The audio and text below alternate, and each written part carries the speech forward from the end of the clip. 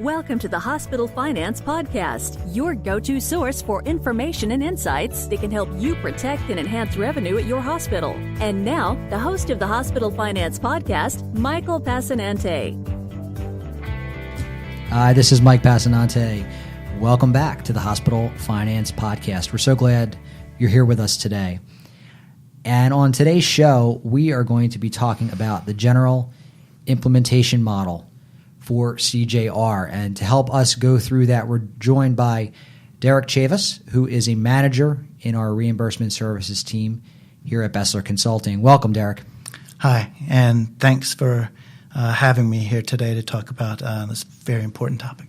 Well, we know you're extremely knowledgeable about this, and I think you're going to bring a lot to the audience here in terms of their understanding of what CJR is, particularly as we work through this entire CJR series, which we're going to be having. So why don't we just jump right in? Can you explain to us what CJR is and where can we find the final rule to help us understand what's actually in it? Sure, that's no problem. On November 16th, CMS issued the final rule for the Comprehensive Care for Joint Replacement Payment Model, or, as we've been referring to it here, the CJR model. Under CJR, certain hospitals will be held accountable for the quality and total cost of care provided to Medicare beneficiaries. And we're talking about care specific to lower extremity joint replacement procedures. These procedures are among the most expensive inpatient surgeries for Medicaid beneficiaries, and so they have drawn quite a bit of attention recently. The CJR hospitals will, in addition, be held accountable to CMS-defined target prices associated with costs occurring during the episodes of care. Costs occurring up to 90 days post-hospital discharge, including any SNF costs, will also be considered part of total cost. The CJR payment model will be codified at 42 CFR Part 510. So HHS, their delivery system and the reform goals associated with those include better care, smarter spending, and healthier people. So how does CJR support those goals? Well, the CJR model, it's an alternative payment model that will contribute to the Medicare goal of having 30% of all Medicare fee-for-service payments made via alternative payment models by 2016 and 50% by 2018. Effective implementation of the CJR model will improve the quality and efficiency of care for all Medicare beneficiaries experiencing these procedures. This is essential to creating a healthcare system that delivers better care, spends our dollars more wisely, and leads to healthier Americans. Derrick, who will be affected by the CJR model? Well, nearly all hospitals within a selected geographic area will be required to participate in the model, and they will have the opportunity to partner with surgeons, other physicians, and post-acute care providers to coordinate patient care more effectively. Additionally, Medicare beneficiaries with an inpatient hospitalization for an LEJR procedure as designated by MSDRG 469 or 70 will be included in this model. These MSDRGs primarily include single joint hip and knee replacement procedures. And where will the CJR model be implemented? Well, the model is going to be implemented in 67 metropolitan statistical areas, covering a total of 791 providers. Derrick, how were these Medicare hospitals chosen to participate in the model?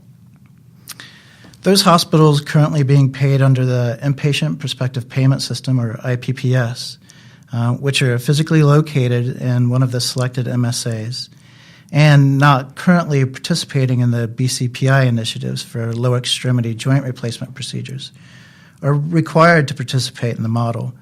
A list of these facilities can be found on the CMS website. And so why are these hospitals required to participate in the CJR model?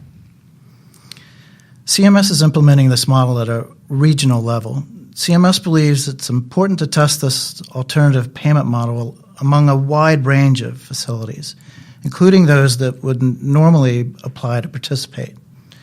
CMS also believes that by requiring the participation of a large number of hospitals with diverse characteristics, the model will result in a more robust data set for evaluation of this bundled payment approach and will stimulate a rapid development of new evidence-based knowledge.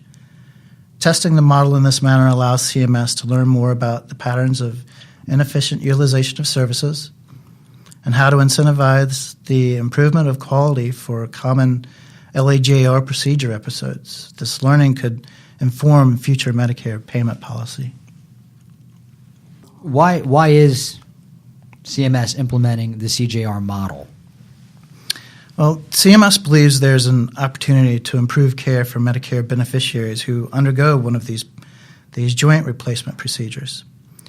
These LAJR procedures are expensive and tend to require quite extensive recovery time. In addition, there's substantial regional variation in care patterns and episode spending. For example, the average Medicare expenditure for surgery, hospitalization, and recovery ranges from about $17,000 to $33,000 across various geographic regions. CMS is testing this model primarily to better align incentives for hospitals, physicians, and post-acute care providers to improve quality and coordination of care from the initial hospitalization all the way through discharge and recovery. The goal of this model is to improve care coordination and care transitions between medical settings with the expectation of improved outcomes for Medicare beneficiaries. Derrick, when will the CJR model start and for how long will it last? The first performance period for the CJR model will begin on April 1, 2016, and the model consists of 5 performance periods. The performance period start date was designed to provide hospitals with adequate time to prepare for participation by identifying care design opportunities, beginning to form financial and clinical partnerships with other providers, and using data to assess financial opportunities under the model. How will the CJR model improve the quality of care for patients? Well, the model has the potential to improve quality in 4 different ways. First, the model adopts a quality-first principle where hospitals must achieve a minimum level of episode quality before receiving reconciliation payments in those cases where episode spending is below the target. Second, higher episode quality, considering both performance and improvement, may lead a hospital to receive quality incentive payments based on the hospital's composite quality score, which is a summary score reflecting the hospital's performance and their improvement. Third, in addition to quality performance requirements, the model also incentivizes hospitals to avoid expensive and harmful, potentially harmful events which increase episode spending and reduce the opportunity for reconciliation payments. And fourth, CMS provides additional tools to improve the effectiveness of care coordination. These tools include providing hospitals with relevant spending and utilization data, waiving certain Medicare requirements to encourage flexibility in the delivery of care, and finally, facilitating the sharing of best practices between participating hospitals through a learning and diffusion program. More information on quality and the pay-for-performance methodology can be found on the website, the CMS website.